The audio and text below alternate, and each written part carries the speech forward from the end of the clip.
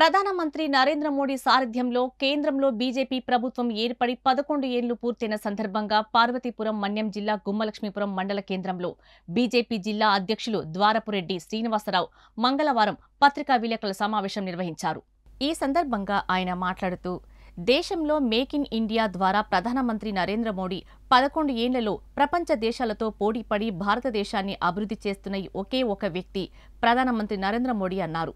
కేంద్రంలో బీజేపీ అధికారంలోకి వచ్చిన తర్వాత పరిపాలనా విధానంలో, విదేశాంగ విధానం, ఆర్థిక విధానం మరెన్నో విప్లవాత్మక మార్పులు తెస్తూ దేశాన్ని అగ్రగామిగా అభివృద్ధి పదంలో నడిపిస్తున్న ఏకైక వ్యక్తి ప్రధానమంత్రి అన్నారు. కరోనా సమయంలో భారతదేశం అతలాకుతలమైనప్పటికీ నేనున్నానంటూ ప్రజలకు భరోసా కల్పించిన ప్రధానమంత్రి నరేంద్ర మోడీ అని కొనియాడారు. కరోనా సమయంలో ఆర్థికంగా కొన్ని దేశాలు అతలాకుతలమైనప్పటికీ ప్రపంచంలోనే భారతదేశం ఆర్థికంగా 4వ స్థానంలో నిలబెట్టిన ఘనత ప్రధానమంత్రి నరేంద్ర మోడీదేనని ద్వారపూడి శ్రీనివాసరావు అన్నారు. 2047 సంవత్సరానికి ప్రపంచంలోనే భారతదేశం నెంబర్ 1గా అభివృద్ధి చెందే విధంగా కేంద్ర ప్రభుత్వం ఒక ప్రణాళిక ప్రకారం ముందుకు వెళ్తుంది అన్నారు. అనంతరం బీజేపీలో కలిసిన పలువురిని కండువాలు కప్పి పార్టీలోకి ఆహ్వానించారు. జిల్లా పార్టీ అధ్యక్షుడు ద్వారపూడి శ్రీనివాస్, మద్ది దొరబాబు, మజ్జి ప్రసాద్, భాస్కర్ రావు, దివాకర్ రావు, దొరబాబు, అప్పలస్వామి, తోట భాస్కర్, తిరుపతి, మాస్టర్ ప్రసాద్, గౌతమ్, హరీష్ తదితరులు ఉన్నారు.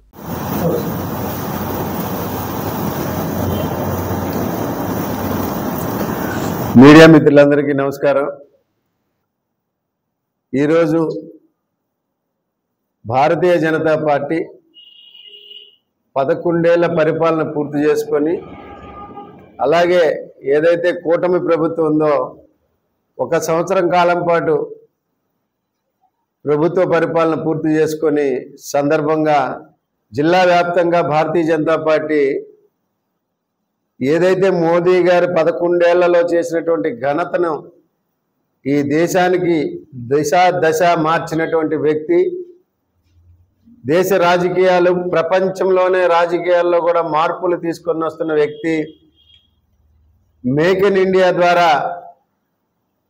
ఎలా మనం అభివృద్ధి సాధిస్తున్నాం, అలాగే ప్రపంచ దేశాల్లో ఏ విధంగా భారత ప్రభుత్వం పనిచేస్తుంది, అలాగే భారతీయ జనతా పార్టీ అధికారంలోకి వచ్చిన తర్వాత ఆ భారతదేశంలో పరిపాలన విధానాల మార్పులు ఎట్లాగొచ్చాయి, అలాగే ఏదైతే మోదీ గారి తాలూకా అద్భుతమైనటువంటి విదేశాంగ విధానం కానివ్వండి, ఆర్థిక విధానాలు కానివ్వండి, అలాగే కరోనాలో ప్రపంచం అతలాకుతలమైతే భారతదేశం మొత్తాన్ని నేనున్నాను, ప్రతి వ్యక్తిని కాపాడుకునే పరిస్థితి నేను తీసుకొస్తాను, ఎవరు భయపడాల్సిన పని లేదని ధైర్యం చెప్పి కరోనాలో ప్రపంచ దేశాలన్నీ ఆర్థికంగా అతలాకుతలమైతే భారతదేశం మాత్రం అభివృద్ధి పదంలో దూసుకుపోతూ ఈరోజు ప్రపంచంలోనే 4వ ఆర్థిక శక్తిగా ఎదుగుతున్న భారతదేశానికి మోదీ ప్రభుత్వం ఏ రకమైనటువంటి ప్లానింగ్తో ముందుకు వెళ్తుందో ఈ సందర్భంగా ప్రజలకు మనం తెలియజేయాలి. రానున్న రోజుల్లో మనం 2047 నాటికి ప్రపంచంలోనే నెంబర్ 1గా ఎదగాలని, పార్టీ ఆ రాష్ట్రంలో అధికారంలో ఉన్న భారతీయ జనతా పార్టీకి అవసరం లేదు, ప్రజలే మాకు ముఖ్యమని అంత్యోదయ లక్ష్యంగా చిట్ట చివరి వరకు కూడా సంక్షేమ ఫలాలు, అభివృద్ధి ఫలాలు అందాలనేదే మోడీ గారి లక్ష్యంగా సాగుతున్నాం. ఈవేళ భారతీయ జనతా పార్టీ ఈవేళ కేంద్రంలో అధికారంలో ఉంది. ఆ అధికారంలో ఉండి ₹1 కూడా అవినీతి ఈవేళ 11 ఏళ్ళ కూడా ఎక్కడైనా కూడా ఉందా కేంద్రంలోని ప్రజలకు కూడా మేము ఈ రకంగా అడుగుతున్నాం. ప్రభుత్వాలు నీతివంతంగా, పారదర్శకతతోటి, ట్రాన్స్పరెన్సీ తోటి ప్రభుత్వాలు నడిస్తే ఏ రకమైన ఇబ్బంది ప్రజలకు ఉండదని ఇవాళ మోడీ గారు రుజువు చేశారు. కాబట్టి ఈ సందర్భంగా ఈ 11 ఏళ్ల పరిపాలన పైన ఈ ప్రజలకు మీ ద్వారా తెలియజేయాలని కోరుతూ, అలాగే ఏదైతే రాష్ట్రంలో గత 5 సంవత్సరాల వైఎస్ఆర్ కాంగ్రెస్ పార్టీ పరిపాలన చేసిందో, వైఎస్ఆర్ కాంగ్రెస్ పార్టీ పరిపాలనలో ఏదైతే దిక్కుమాలిన ఇల్లు కట్టి ఇచ్చారు చూసారా, జగనన్న కాలనీ అని చెప్పి ఇచ్చారు, ఎక్కడైనా ఒక కాలనీ పూర్తి చేశారంటే ఎక్కడా లేదు. ఈవేళ జగనన్న కాలనీల పేరుతో ఈవేళ ఎన్ని దందాలు జరిగాయో, భూ ఆక్రమణలు ఎన్ని జరిగాయో, జగనన్న కాలనీ అభివృద్ధి పేరిట ఎంత నిధులు కాజేశారో మీకు గతంలో కూడా తెలుసు. ఈవేళ మన రాష్ట్రానికి 22 లక్షల ఇల్లు కేంద్ర ప్రభుత్వం ఇస్తే 22 లక్షల్లో ఎప్పటి నుండి 2014 నుండి మరి ఏదైతే మనం విభజన ఆంధ్రప్రదేశ్లో ఉన్నామో మనం సెపరేట్ అయిపోయిన తర్వాత 22 లక్షల ఇల్లు కేంద్రం ఇచ్చింది.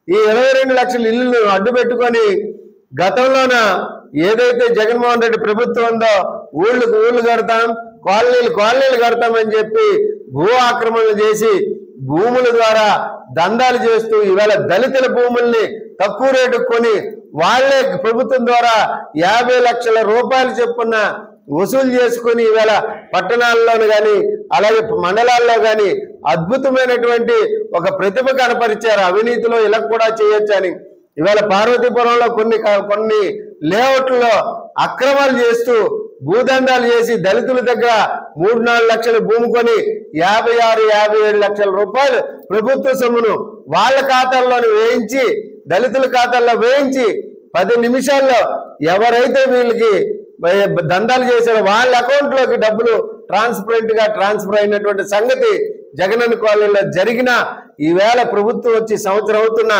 వాటిపైన అధికారులు ఎందుకు నిర్లక్ష్యం చేస్తున్నారు? దళితుల తాలూకా భూముల డబ్బుని పెద్దల తాలూకా అకౌంట్లోకి ఎలా వెళ్ళిందని ఈ సందర్భంగా ప్రశ్నిస్తున్నాం. అధికారులు వీటిపైన ఎంక్వైరీ చేయాలి. పార్వతీపురం వెంకంపేట భూముల్లో అద్భుతమైనటువంటి మాయ జరిగింది. దళితులకు ముట్టింది 5 లక్షలు. ఈవేళ మధ్యవర్తులుగా దళారులుగా ఉంటూ ఆ పార్టీ నాయకులు చేసే అకౌంట్లలోకి 55 లక్షలు ఎకరాకి వెళ్ళింది.